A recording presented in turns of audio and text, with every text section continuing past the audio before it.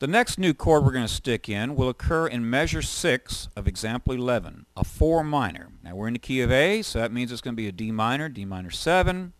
Let's give it a listen. I'm just going to play along with a drum track. Here we go. 1. Stick a quick change in there. Back to 1.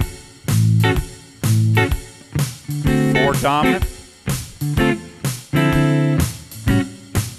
Here I went to a 4 minor. Now that's very important you keep your ears open. That's not a real common move, but I wanted to introduce it because hearing a 4 minor chord is a bit of a dilemma for some folks. They say, is that a diminished chord? What is that?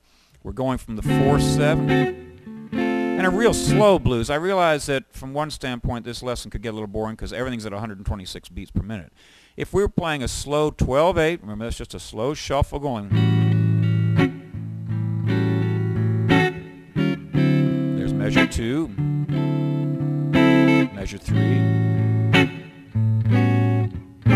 That was just a half-step move. Remember, you can do that. There's my 4. 4 minor. See, it really lends itself on a slow blues because it isn't flying by so fast. That's what example 11 is all about, a 4 minor chord. Now we get into some pretty slick stuff. Look at example 12. Before I explain this, I want to show you something in reference to the minor pentatonic scale.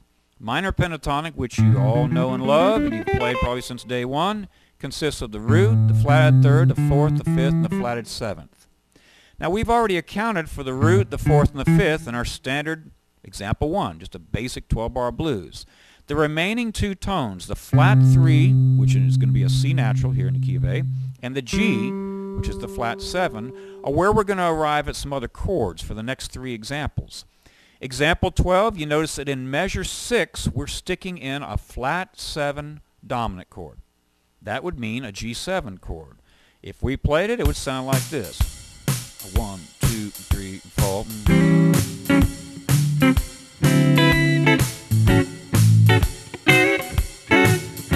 Here's my 4.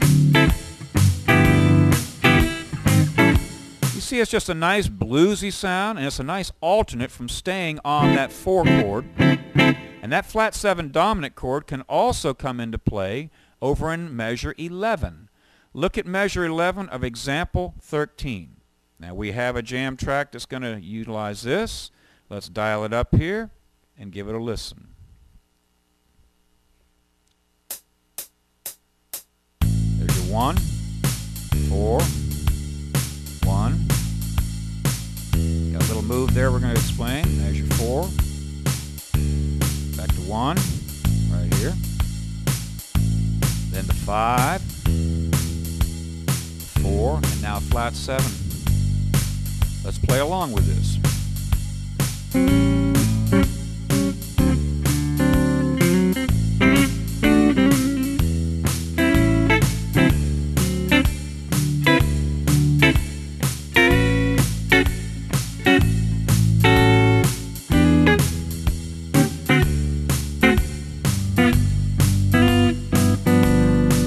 Now, for any of you who know jazz, the Kind of Blue album, you recognize that? Freddie the Freeloader. You got some moves in here where you get these hip chords you can stick in. There are a couple options. You can play Freddie the Freeloader a couple different ways, but this particular chord where I went to that G7 and all the available unaltered extensions. I wouldn't go to altered dominance on that. It wouldn't sound too good. Let's look at this example 13. Actually, I don't want to jump the gun too much here, but example 13, we had that flat 7 chord occurring on measure 11, and you could stay on it all the way on out. If you look at example 14, we have another one of those chords, that flat 3 dominant. Here's example 14. There's 1. We're just going to stay on it, make it real simple for a change. Here's our 4 chord. Back to the 1. Now we have the 5, the 4, and then a flat 3. Play along with this.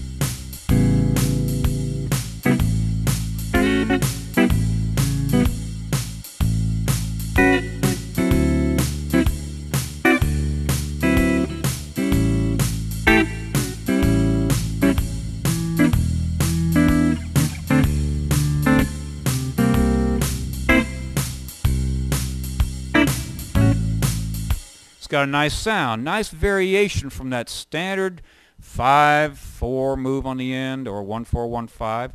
All right, now we're going to close this little lesson segment, and in the next segment we're going to get into some more turnarounds and more of these options.